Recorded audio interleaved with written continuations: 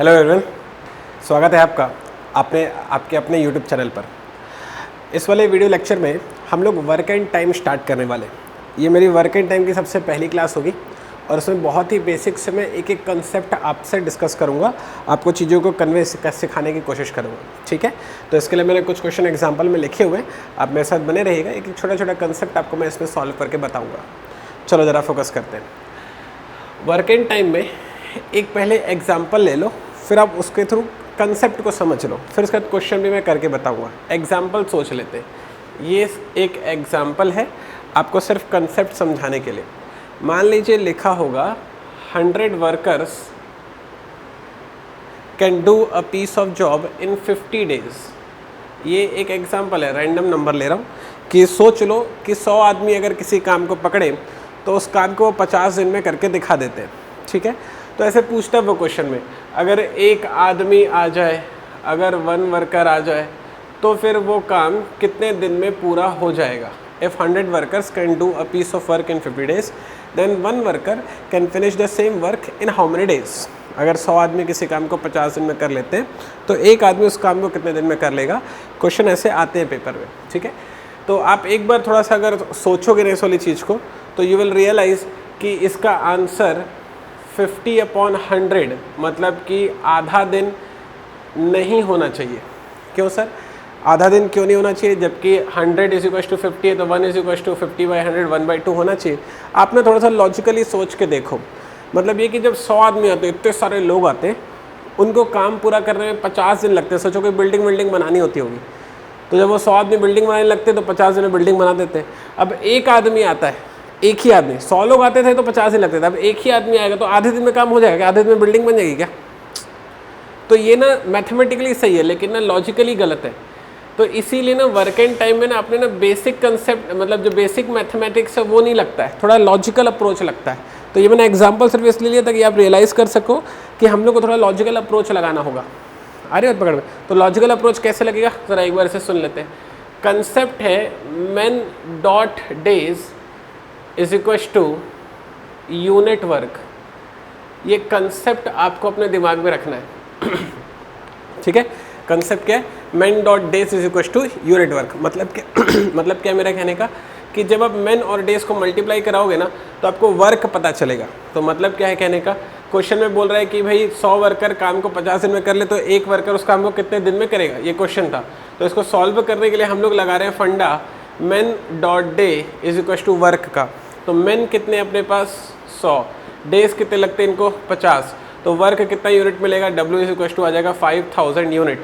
इसका मतलब क्या पता है? इसका मतलब ये कि जब 100 आदमी 50 दिन तक काम करेंगे तो कितनी यूनिट करके देंगे भाई? 5000 यूनिट आपको करके देंगे।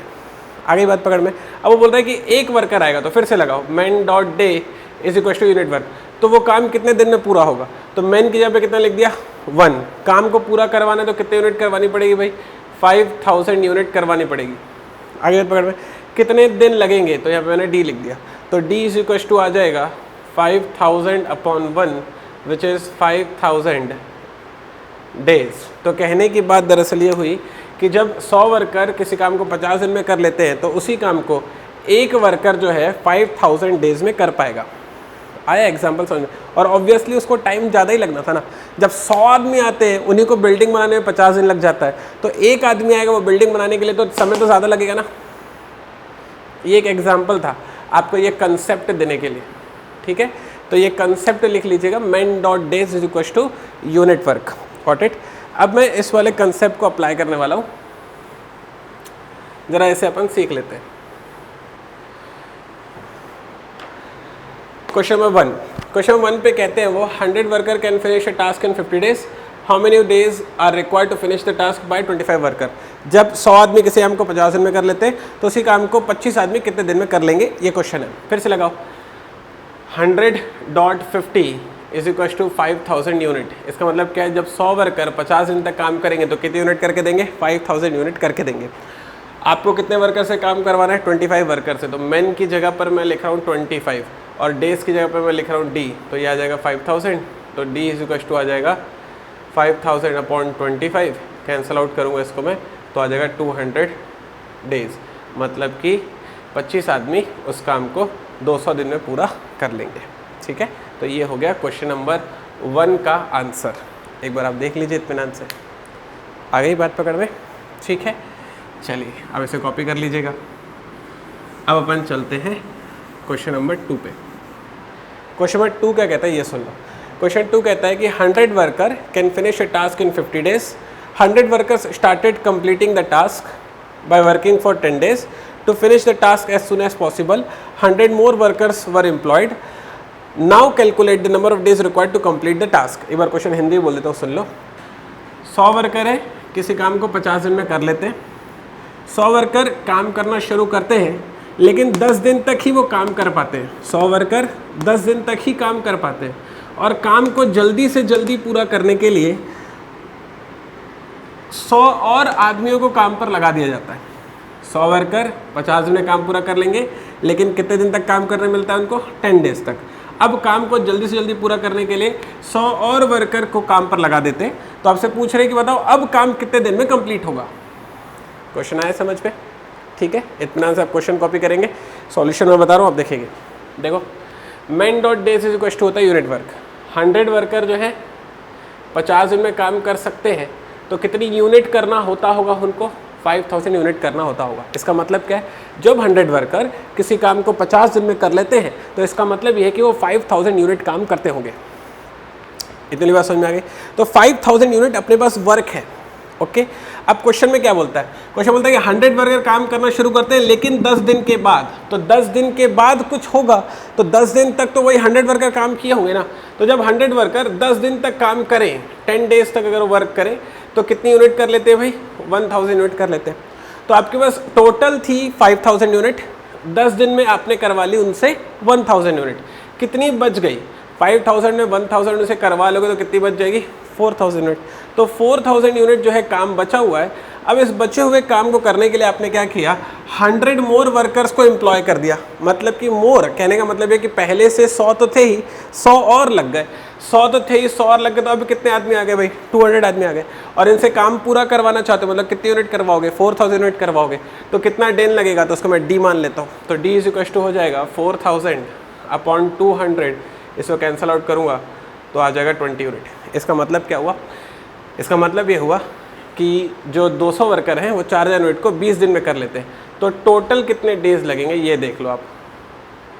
टोटल डेज कहने का मतलब है काम कितने दिन में पूरा होगा। ठीक है, आपने पहले 10 दिन लिए थे ये 1000 यूनिट करवाने के लिए, फिर 20 दिन लिए ये 4000 यूनिट करवाने के लिए। तो 1000 और 4000 टोटल हो गई 5000, मतलब काम पूरा हो गया। तो पहले का 10 दिन और उसके बाद का 20 दिन, टोटल हो गया 30 दिन। ठीक है, कंफर्टेबल है पर इसमें? तो एक बार ये देख लीजिए, ये क्वेश्चन नंबर 2 का आंसर है। क्वेश्चन नंबर 2 का आंसर है 30 डेज। Idea accepted. इसी टाइप का एक और क्वेश्चन है जो कि क्वेश्चन नंबर 3 में बताऊंगा, इसे कॉपी कर लीजिएगा। इसी टाइप का एक और क्वेश्चन है, वो भी सुन लेते हैं। Question number 3। क्वेश्चन नंबर 3 क्या कहता है ये सुन लो। 100 workers can finish a task in 50 days. 100 आदमी किसी काम को 50 दिन में पूरा कर लेते हैं। 100 workers started the task and working for 20 days. वो 100 आदमी काम करना शुरू भी करते हैं और 20 दिन तक वो काम करते हैं। Now because of some unforeseen situation 80 workers have to left the job. अब 20 दिन के बाद कोई ऐसी दुर्घटना हो जाती है जिसके कारण 80 आदमियों को काम छोड़ना पड़ता है। Then find number of days required to complete the task. तो अब बताओ काम पूरा करने में कितना दिन लगा होगा। ठीक है, क्वेश्चन में क्या बोला कि जो 100 वर्कर हैं वो 50 दिन में काम को पूरा कर लेते हैं, तो कितनी यूनिट करते होंगे भाई? वो 5000 यूनिट करते होंगे। इतनी बात समझ में आ गई। अब दूसरी बात ये, 100 वर्कर काम करना शुरू तो करते हैं, लेकिन कितने दिन तक कर पाते हैं? वो 20 डेज तक कर पाते हैं, इसलिए मैंने यहाँ पे लिख दिया 20। तो कितनी यूनिट हो गई भाई? 2000 यूनिट हो गई। तो टोटल काम था 5000 यूनिट का, जिसमें से 20 दिन में उन्होंने कितनी यूनिट कर ली भाई? 2000 यूनिट कर ली। तो 5000 में 2000 यूनिट अगर हो जाएगी तो कितनी यूनिट बचेगी आपके लिए भाई? 3000 यूनिट बचेगी। ठीक है, तो 3000 यूनिट हमारे लिए काम बचा हुआ है। इतनी वाली बात एक्सेप्ट हो गई। अब होता क्या है सर, ऐसे सुनते हैं 20 दिन तक जो है काम होता है, अब उसके बाद कुछ ऐसी सिचुएशन आ जाती है जिसके बारे में हमको पता नहीं है, और 80 आदमियों को काम छोड़ना पड़ता है। पहले कितने आदमी काम पर लगे थे? 100। 80 वर्कर्स अब काम को छोड़ रहे हैं, तो कितने वर्कर्स यहाँ पर बचेंगे भाई? 20। 100 में 80 छोड़कर चले गए, कितने बचे? 20। इन 20 वर्कर से आपको काम को कंप्लीट करवाना है। कंप्लीट करवाने के लिए कितनी यूनिट बची हुई है? 3000 यूनिट बची हुई है। तो ये 20 वर्कर 3000 यूनिट लेट से डी डेज में कंप्लीट करते होंगे, ठीक है। तो डी इज इक्वल टू हो जाएगा 3000 अपॉन 20, मतलब क्या आ जाएगा? 150। Got it. तो टोटल कितने डेज लगे ये देख लो ज़रा। तो टोटल आपको लगे, पहले से आपको 20 दिन लग चुके थे वो 2000 यूनिट करवाने के लिए, एग्री, और अभी अभी आपको 150 दिन और लगे ये 3000 यूनिट करवाने के लिए, तो हो गया 150। तो इसका आंसर हो जाएगा 170 डेज। देख लो एक बार, आगे समझ में कंफर्टेबल है इसमें अपन, ठीक है, ओके। तो ये वर्किंग टाइम का ना एक सेट ऑफ क्वेश्चन हुआ सिर्फ आपको बेसिक कन्वे करने के लिए। तो मैंने इस वाले वीडियो पर बेसिक कन्वे किया कि देखो main dot days question unit पर काम करता कैसे। ये तीनों एकदम बेसिक क्वेश्चन थे। नए वाले वीडियो में हम लोग मिलेंगे इसी तरह के बेहतरीन क्वेश्चन के साथ, बने रहिएगा।